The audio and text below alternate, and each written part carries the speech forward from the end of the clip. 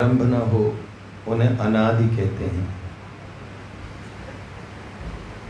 बहुत सुंदर से नित्य सत्संग हम लोग सुनते हैं। सत्संग का वास्तविक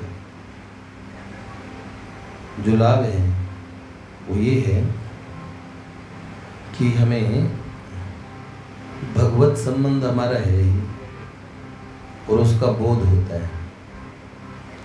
सही गिरधर जी, भगवान के हम अनादिकाल से थे। अभी इन्होंने कहा जीव को भगवान से प्रार्थना करनी चाहिए। स्वामी जी की वाणी है, हे मेरे नाथ मैं आपको भूलूं नहीं। देखो, एक बच्चे ने मुझे बताया था, उस समय मैं पढ़ाता था, क्लास लेता था। गजनी काफी साल पहले आई है शायद, हाँ 2013 तक, 2014 तक मैंने क्लासेस लिए हैं, है ना। 13 तक ली है, ये मंदिर था तब तक, हाँ। तो 2008 में आई हुई। तो जैसे MTNL होता है ना, पहले था, अब नहीं होता ना आजकल। लैंडलाइन फ़ोन तो शायद होते नहीं आजकल, होते क्या? हाँ, तो MTNL था। तो एक बच्चे ने, मैं क्लास में पढ़ा रहा था, तो उस बच्चे को मैंने समझाया। मैंने कहा कि तुझे अभी नहीं बताया था मैंने, फिर भूल गया। गलत तरीके से कॉन्सेप्ट्स कोई और उसने इम्प्लीमेंट किया, बैलेंस शीट टैली नहीं हो पा रही थी। मैंने कहा मैं तुझे बताता हूँ, फिर तू भूल जाता है यार। क्या खाता है तू शंख पुष्प लिया कर। तो एक बच्चे ने कहा ये HTML है। मैंने कहा HTML क्या है? बोले इसको HTML है। मैंने HTML क्या होता है? बोले शॉर्ट टर्म मेमोरी लॉस। ये गजनी है भैया। फिर उसने मुझे बता दिया। मैंने गजनी कौन होता है? तो उसने बोला हीरो को विलेन ने इतना मार दिया कि हीरो याददाश्त भूल गया बेचारा। पर वो हीरो ऐसा था कि वो याददाश्त कौन सी भूलता है? जो अभी अभी की बात है। बाकी 10, 20, 25 साल पुरानी उसे सब बात याद रहती है। और वो जो अभी अभी उसने नाश्ता किया, हीरो भूल गया। चाय पी, हीरो भूल गया, है ना। सही, जैसे एड्रेस बताया, हीरो भूल गया। तो मैंने कहा बेटे ये गजनी तो हम सभी हैं। शॉर्ट टर्म मेमोरी लॉस, ये प्रॉब्लम सबको है। कैसे? बुढ़ापे में ये सब गजनी बन जाते हैं। कैसे हो जाते हैं? किसी बूढ़े से पूछो तो वो 90 साल की उम्र का हो जाता है, तो अपने पुत्र वधू से कहता है, बेटे की पत्नी से, क्या हो तुम, मुझे चाय तक नहीं पूछी तुम लोगों ने, नाश्ता नहीं कराया। वो कहती बाबा जी वो नाश्ते की प्लेट अभी आपके पास ही रखी है, वो गर्मा गर्म 4 टोस्ट खा चुके हैं आप, और आपने चाय भी पी ली है। अच्छा बेटे, भूल गया था, जानते हो। लेकिन वही बूढ़ा बताता है, सन 1940 की बात है, हम लाहौर में हुआ करते थे, अपने साड़ू भाई के घर गए और वहाँ हमने मूली के पराठे खाए थे। सारी बात सुनाता है। उस समय घी का भाव क्या था बता देगा, सब बात बता देगा। उनके ससुर का फूफा का क्या नाम था वो भी बता देगा। वही पता नहीं कहाँ कहाँ की बात बताते। बूढ़े लोगों से पूछो जरा। और अभी के बेटे मैं तो भूल जाता हूँ, जानते हो। ऐसा मेमोरी लॉस सबका होता है, एक ऐसी अवस्था। इसीलिए हम क्या कहते हैं कि अगर लोग कहते बुढ़ापे में सुधर जाएंगे, जवानी तो गलत काम के लिए है, तो बुढ़ापा सुधरने के लिए, तो बुढ़ापे में सुधर जाएंगे। तो याद रखना, अगर जवानी में अच्छे काम किए होंगे तो जब बुढ़ापा आएगा तो आप शॉर्ट टर्म मेमोरी लॉस होंगे, होगा भी आपको। तो क्या होगा, आपको जब जवानी की बात याद आएगी तो आप याद करोगे, ओहो हम एक बार द्वारका जी गए थे सब भक्तों के साथ, हम अपनी युवावस्था में भाई जी से मिले हैं, हमें भाई जी ने ये बताया था, हम बाबा से मिले हैं, हम अमुक संत से मिले हैं, हमने ऐसे भजन किया था जब हम जवान थे, हम गंगा जी नहाते थे, गंगा मैया से हम बहुत प्रेम करते थे, हम सब तो भक्तों में बड़ा प्रेम था। पर अगर जवानी खराब निकली, तो बुढ़ापे में जब याद करोगे पुराने कांड याद आएंगे, तो जिंदगी में सिर्फ फिर लंका कांड बचेगा। सुंदर कांड कहाँ से आएगा यार? तुमने सुंदर कांड किया ही नहीं, लंका ही लंका लगाई है, तो बुढ़ापे में लंका फूकेगी बेटे। तो बहुत बढ़िया बात है। इसीलिए विस्मृति जीव को हो जाती है। तो हम कहते हैं, भगवान से कहते हैं, आप हमें याद दिला देना, आप हमें याद दिला देना। दीदी जैसे कभी कभार कहते हैं ना, पुरान सुबह अलार्म वाली और जो घड़ियाँ हैं वो फेल हो जाती थी, एग्ज़ाम होता था, बच्चे इतने निखट्टे हैं अलार्म सुनते रहते हैं, उस और गहरी नींद में चले जाते हैं। उस समय माँ का चाटा काम आता है, तो अपनी माँ को बोलो मुझे उठा देना। घड़ी आपके कान नहीं उमेट सकती, घड़ी का टेटुआ आप बंद कर सकते हैं, घड़ी का अलार्म आपके अधीन है, लेकिन माता जी वो आपका हित जानती है। वो तो एक मशीन है, घड़ी क्या है। तो आपने चेतन पे विश्वास करो। तो हम भगवान से कहते हैं, प्रभु अगर हम सो जाएं तो आप हमें जगा देना। मैंने एक बड़ा सुंदर दृश्य देखा था। छोटी बच्ची इतनी शरारत कर रही थी और बार बार झूले से कूद रही थी, और उसकी माँ उसे बार बार कैच कर लेती, उसे फिर मना करती, वो बात करने लगती, फिर बच्ची वहाँ से कूद जाती, उसकी माँ उसे पकड़ लेती। और इस बार क्या माँ का ध्यान बटा, और बच्ची ऐसे करके ऐसे गिर जाती है, बिल्कुल जैसे कोई पुतला गिरता ना ऐसे। अब की बार माँ किसी से बात कर रही थी और अब की बार सही टाइम पे कैच नहीं कर पाई, बच्ची गिर गई ज़्यादा ऊंची जगह, धड़ाम से गिरी। बच्ची उठी और उसने अपनी माँ को रसीद करना शुरू किया। तो कह रही, तूने मुझे गिरने क्यों दिया, तूने मुझे गिरने क्यों दिया। ये बात बहुत मेरे मन में बैठ गई सदा के लिए। ऐसी चीजें होती है।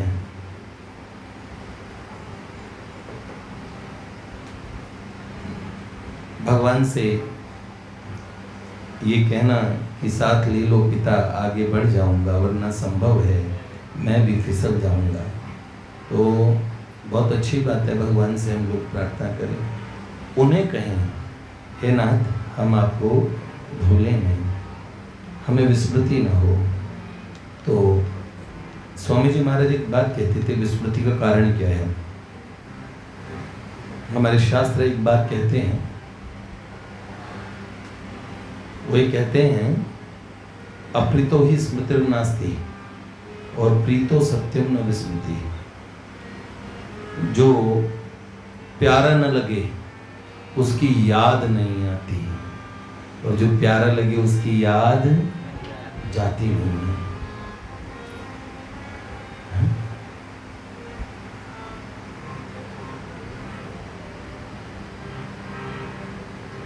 याद में तेरे जाग जाग के हम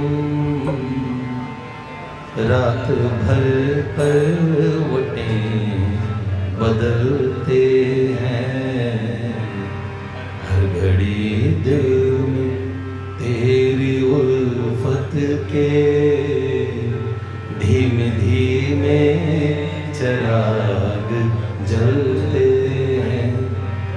जब से तूने निगाह फेरी है, दिन है सोना तो रात अंधेरी है, चांद भी अब नजर नहीं आता,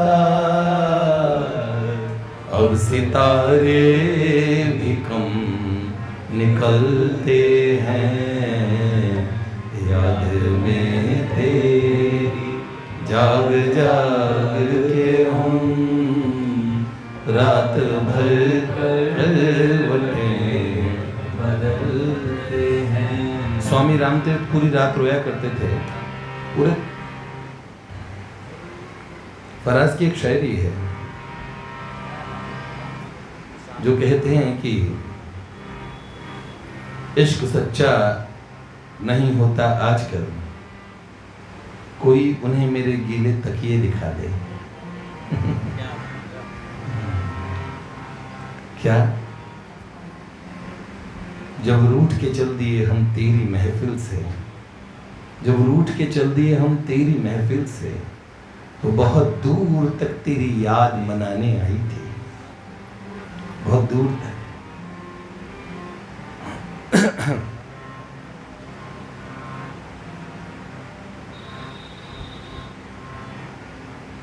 कुछ दिन पहले एक रचना की, मेरे और माधव की बातें मैं बीच बाजार में करती हूँ, मेरे और माधव की बातें मैं बीच बाजार में करती हूँ। देखो, कबीर जी की कई, दास कबीर की उल्टी बानी, बरसे कंबल भीजे पानी। मीरा जी कहती हैं, हेरी मैं तो प्रेम दीवानी, मेरो दर्द न जाने कोई। कहती है, गगन मंडल में सेज पिया की कही विध मिलनों होए। तो रहस्यमय वाणी में सेज में प्रियतम के साथ मिलने की जो बात कही जाती है, वो आत्मा परमात्मा के मिलन का मधुमास है, यही महाराज है।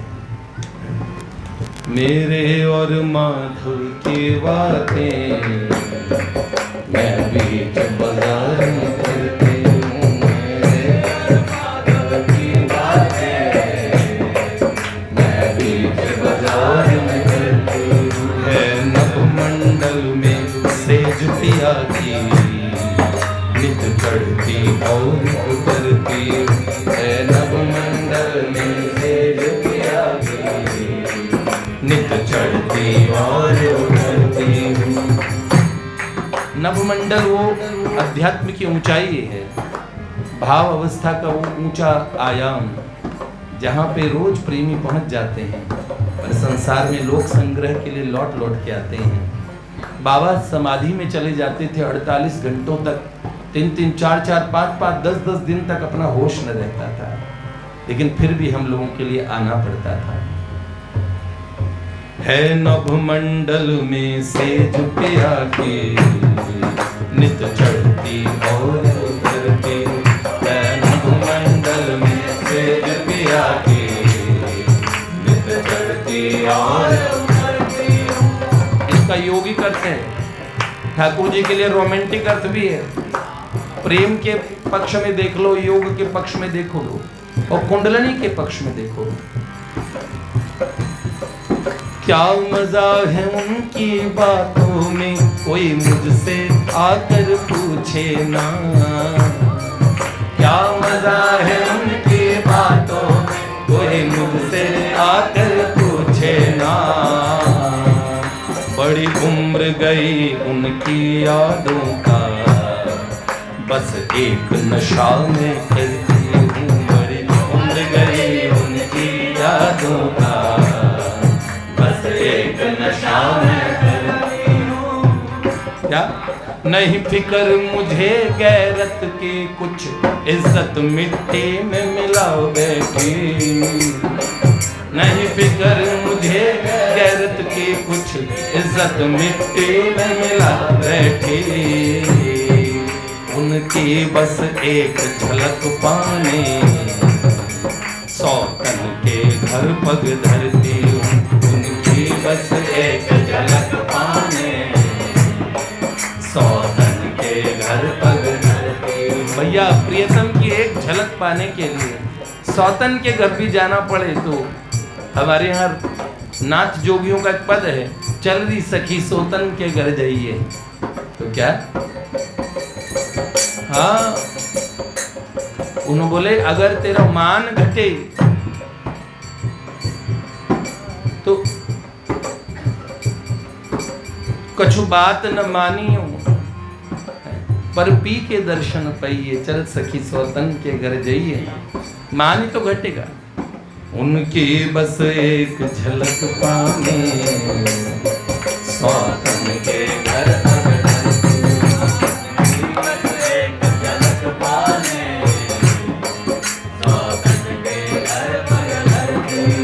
जाने क्या ये दुनिया वाले कितना कितना सुख इनकी बाहों में, जाने क्या ये दुनिया वाले, कितना सुख उनके बाहों में।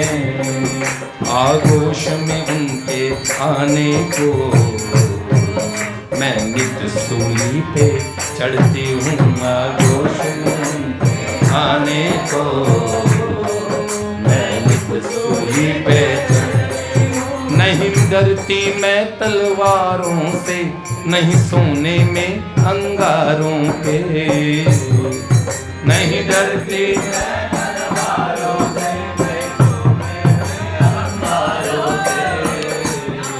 नहीं डरती मैं तलवारों से, नहीं सोने में अंगारों पे, नहीं डरते मैं तलवारों से, नहीं सोने में अंगारों पे। पर दर्द जुदाई की ज्वाला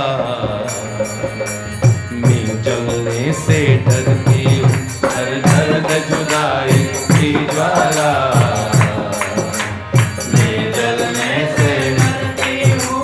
करती ना कुछ धरती हूँ, बस रोती गाते फिरती हूँ, कुछ करती ना कुछ धरती हूँ, बस रोती गाते फिरती हूँ। वो बातें कह कह दिलबर की सबको उस पार में करती हूँ, वो बातें कह कह दिलबर की कोई बांटते हीरे मोती तो कोई रत्न जवाहर बांटते हैं, कोई बांटते हीरे मोती तो कोई रत्न जवाहर बांटते हैं। देखो बेचारी माधुरी को, प्रियतम को बांटा करती हूँ, देखो बेचारी माधुरी को बाता करती हूँ। मेरे और माधव की बातें मैं बीच बाजार में करती हूँ, मेरे और माधव की बातें मैं बीच बाजार में करती हूँ। देखो, सब रसिकों ने अपने अपने ठाकुरों के गुण लिखे हैं। कई दिनों से अनवरत लिखे जा रहा हूँ, अभी तक किसी को सुना नहीं पाया, पूरे थोड़े थोड़े सबको सुना है। मन बहुत करता है माधव के विषय में हम लिखें, तो मैंने डांसिंग कीर्तन से लेके माधव माधव पे लिखने शुरू कर दिया। अब लेखनी लेके बैठता हूँ तो ऐसा लगता है कोई अज्ञात मुझे ये कहता है चलो मेरे विषय में कुछ लिख दो, तो जो कहता कर कुछ और रहा था, किधर कुछ और आ गया, कहाँ कहाँ पहुँच गया, जिधर प्रवाह ले जा रहा उधर चले जा रहे हैं। पर मुझे लगता है कि माधव के इतने गुण हैं, ऐसे माधव के विषय में कुछ रचनाएं हैं, कोई सुन लेगा तो सोचेगा इनसे मिलना चाहिए। लंदन से आया एक बच्चा जो यहाँ था, उसका बहुत सुंदर एक्सपीरियंस रहे, कुछ एक्सपीरियंसेस वो वहाँ से बोल के आए थे कि मुझे माधव मेरा स्वागत करे, और किसी ने उन्हें कह दिया होगा कि अगर कृष्ण को पाना है तो नारदिया निकुंज जाओ। बड़े एक्साइटेड होके आए। राधा रमणीय परंपरा अपने इस्कॉन में दीक्षित हैं, वो इस्कॉन में दीक्षित हैं। उनको बहुत मन था, माधव जी के बड़े चर्चे सुने थे। वहाँ से न जाने क्या क्या कह के निकले लंदन से, क्योंकि मुरारी भैया के बड़े एक्सपीरियंसेस हुए यहाँ माधव के, और उन्होंने कहा हम आपसे कुछ बातें शेयर करनी है मुझे आपसे। तो उन्होंने कहा क्या आप मुझे नारदिया निकुंज में स्वीकार करते हैं? कान में जाके उन्होंने मुझसे पूछा। मैंने कहा यहाँ अस्वीकार करने के लिए बैठे ही नहीं, हाँ जो जैसे हैं, जिनके हैं, जहाँ से भी जुड़े हैं, हमें किसी की उपासना पद्धति से भी कोई फर्क नहीं पड़ता। असल में श्री कृष्ण के साथ में संबंध है वो हम प्रमुखता से मानते हैं, और वैष्णव भक्त जो कहीं ना कहीं दीक्षित किन्हीं किन्हीं महान परंपराओं से दीक्षित हैं, वो तो भीतर से ही, अंतःकरण से ही प्रभु से जुड़े हैं। तो ये सब एक जो बाहरी जो अपीयरेंस जो दिखती है उसका कोई फर्क नहीं पड़ता है इस मार्ग में, प्रेमियों के लिए तो बिल्कुल भी नहीं। तो मैंने कहा जी बिल्कुल स्वीकार करते हैं। फिर उन्होंने कहा मुझे आपको एक दो अनुभव बताने। दिल्ली एयरपोर्ट पे मैं उतरा, उन्होंने बोला उतरते ही, और लंदन से जो फ्लाइट उतरी, उतरते ही मेरे कान के पास इधर किसी ने बोला, मैंने इधर मुड़ के देखा तो इस कान में किसी ने बोला, क्या था, गाजियाबाद नारदिया निकुंज जाओ। वो अपने एक्सेंट्स में बोल रहे थे, हिंदी आती नहीं उन्हें, समझ आ जाती है, बोल नहीं पाते हैं। तो कह रहे गाजियाबाद नारदिया निकुंज जाओ, अनुराग मिलेगा। तो उन्होंने कहा मुझे लगा कि मेरा स्वागत माधव ने किया है, ये माधव ने कहा होगा। फिर उनका यहाँ जब मैंने प्रथम प्रणाम किया तो किसी ने मेरी पीठ ऐसे थपथपाई।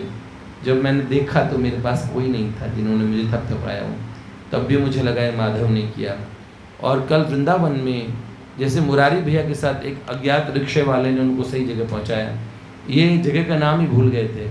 तो कैसे एक रिक्शा वाला आया जिसने फिर पैसा भी नहीं लिया, कोई यंग लड़का रिक्शा चला रहा था, फिर ये पैसा देने के लिए जैसे ही अपना पैसा कुछ काउंट कर रहे थे कुछ, उसी समय देखा उन्होंने तो न रिक्शा था न रिक्शे वाला था। तो फिर मैंने कहा वो बलीनो, तो फिर क्या पता रिक्शा भी चला देते हो सारे जगत को चलाने वाले कुछ भी चला सकते हैं। लेकिन ये बड़े मज़े की बात है, दो रिक्शा वालों के एक्सपीरियंस और जो विदेश से आए भक्तों के साथ हुए।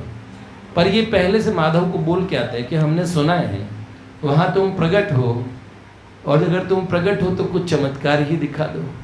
ऐसे बहुत सारे लोग उम्मीदों से आते हैं, माधव ने ना उम्मीद किसी को नहीं किया। तो मैंने सोचा कई लिखे हैं पद से, हम झूम झूम के नाच रहे, हम हो गए माधव के, झूम झूम के नाच रहे, हो गए माधव के, हो गए माधव के, सखी हम हो गए माधव के, हो गए माधव के, हो गए माधव के, हम झूम झूम के नाच रहे, हो गए माधव के, हम झूम झूम के नाच रहे, हो गए माधव के। इसमें बहुत सारी कड़ियाँ लिखी है, हम आपको सुनाएंगे। और भी हमने डांसिंग कीर्तन जैसे मेरे बांके बिहारी लाल जैसे हैं, तो माधव के लिए और माधव के गुणों को बताने वाला, उसमें 12 में माधव के रूप सौंदर्य का वर्णन है 12 कड़ियों में। उसमें निराला गाँव नंदजू का मेरा माधव निराला है, निराला गाँव नंदजू का मेरा माधव निराला है। रूप सागर ये जिसमें, रूप सागर है ये जिसमें, डूबी सब ब्रज की बाला है, निराला राम नंदजू का मेरा माधव निराला है, निराला। देखिए बहुत सारी ऐसी घटनाएं हैं, बहुत सारी चीज़ें, इसकी कड़ियाँ इतनी सुनेंगे और भी बहुत सारी ऐसी है। तो मैंने इस समय दर्जनों रचनाएं माधव पे की है। प्राची चरित्र का समापन करते करते मैंने जिस प्राची को माधव बहुत प्रिय था, हमें भी माधव बहुत प्रिय है, और बड़े अच्छे महापुरुषों को, अब ये रिकॉर्डिंग जाएगी, पर एक संत ने अपना नाम गोपनीय रखने के लिए बोला, पतित पावन जी के पास फोन आया, वो कैसे दीवाने हैं माधव के। एक हिमालय से फ़ोन आया, वो अपने गुरुदेव की सेवा करते हैं। उन्होंने कहा कि बस दिल छीन के रख लिया है माधव ने, हम हिमालय छोड़ नहीं पाते, माधव के पास आ नहीं पाते, पर मन से माधव को, ऐसे माधव बहुतों के बहुत प्यारे हैं। कई लोग बहुत देश विदेश से फ़ोन करते हैं, मैं उनकी बात सुनता हूँ। उन्होंने बोला हम अपने भैया से और माधव से मिलना चाहते हैं। बड़े प्रसन्न हो गए। कल एक बड़ी अच्छी अच्छी कविताएं वो लोग बना के भेजते हैं, और ऑस्ट्रेलिया के एक भैया हैं, उन्होंने कविता भेजी है इतनी सुंदर। मैं सोच रहा था कितना भाव कितना प्रेम है इनमें। रोने लग गए वो जब उन्होंने कविता बोली, और जो कोई सुनेगा उसको वो उनके शब्दों में वो प्रेम नज़र आएगा। तो मैं सोचता हूँ कि बड़े दूर दूर से लोग आते हैं, ना वो असुविधा देखते, ना हम उन्हें बहुत ज़्यादा सुविधाएं दे पाते हैं। ठीक है, माधव जी का आज ही बड़े स्थान पे जाएंगे, बड़ा मंदिर में जाएंगे तो फिर बड़ा मंदिर हो जाएगा। मेरे लिए छोटे से छोटा ये स्थान भी, क्योंकि मैं तो नित्य कुंज ही है मेरे ठाकुर का, तो मुझे ये दुनिया का सबसे विशाल इमारत लगती है। सब बड़े बड़े ये तो, और ये सुरासुर वंदित हमारे माधव हैं, ये ब्रजाधिप हैं, ब्रजराज कुमार हैं, अनंत कोटि ब्रह्मांड नायक, ये सर्वेश्वरेश्वर हैं, ये परमेश्वर हैं, सर्वलोक महेश्वर हैं। ऐसे प्रभु को हम नित्य लाड लड़ाते हैं, तो लोग इन्हें देखने को तरसते हैं। हम लोग रोज इन्हीं के पास रहते हैं, ऐसी कुछ और बातें करते रहेंगे, इधर उधर का समय पास करते रहेंगे। एक दिन कालक्षेप हो जाएगी, ज़िंदगी समाप्त हो जाएगी, और फिर प्रभु को ये कहेंगे, जीवन में कुछ और किया ना किया हो, तेरा नाम लिया। क्या बात, तुम मुझसे बेटर। जय जय श्री राम।